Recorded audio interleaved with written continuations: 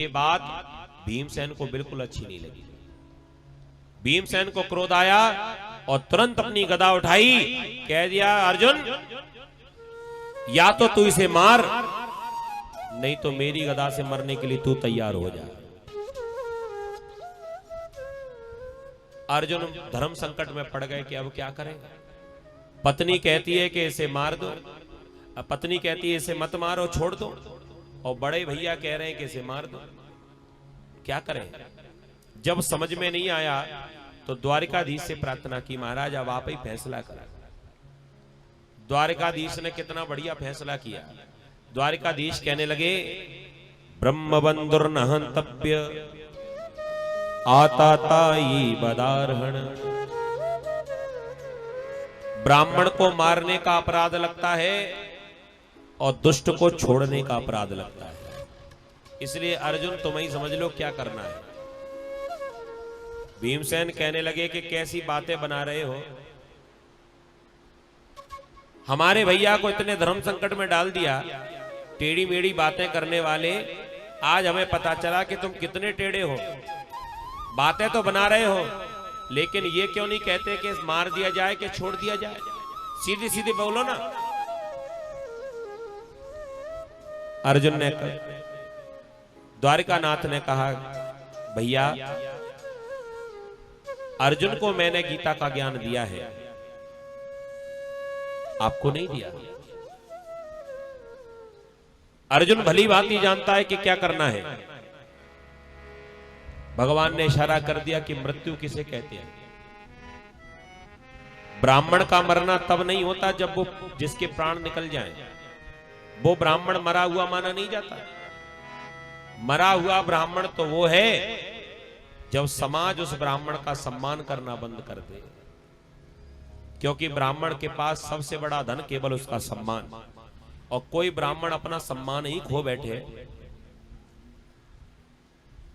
तो इससे बड़े संकट की बात कोई नहीं है, इससे बड़ी मृत्यु नहीं हो सकती। अब तो अर्जुन समझ गए और अर्जुन ने तुरंत तलवार को तो रखा, बाण को निकाल लिया। भगवान ने इशारा कर दिया मस्तक की ओर, इसके जो मणि लगी है इस मणि को निकालिए, यही सम्मान है, इसका सम्मान छीन लो।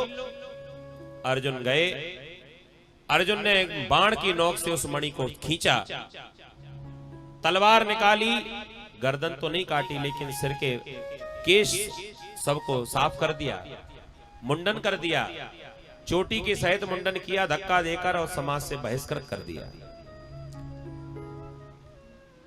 ये अपमान अश्वत्थामा सहन नहीं कर पाया। भगवान ने अश्वत्थामा के प्राण तो बचवा दिए, लेकिन दुष्ट ने अपनी दुष्टता नहीं छोड़ी। इसने मन में सोचा जब मुझे दंड मिल ही गया है तो कम से कम एक अपराध तो और करना चाहिए। अभी एक और बाकी है। वो कौन है? अभिमन्यु की पत्नी जिसका नाम है उत्तरा। उत्तरा गर्भवती है।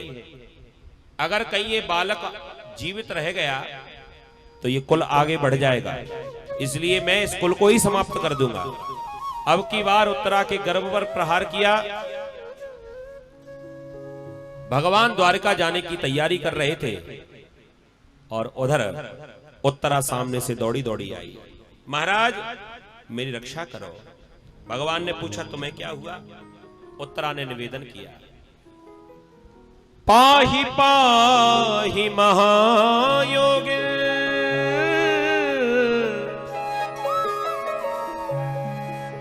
देव देव जगतपते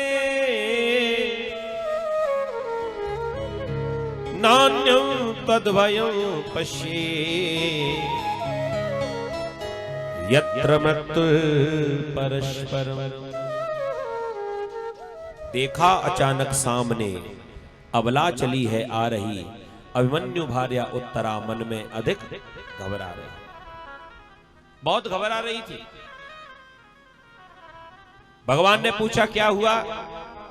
कह दिया महाराज मेरे गर्भ के ऊपर प्रहार किया गया है। मुझे मेरे मरने की चिंता नहीं है, लेकिन मेरे बालक कहीं इसके ऊपर कोई कष्ट ना आ जाए। भगवान ने कहा, उत्तरा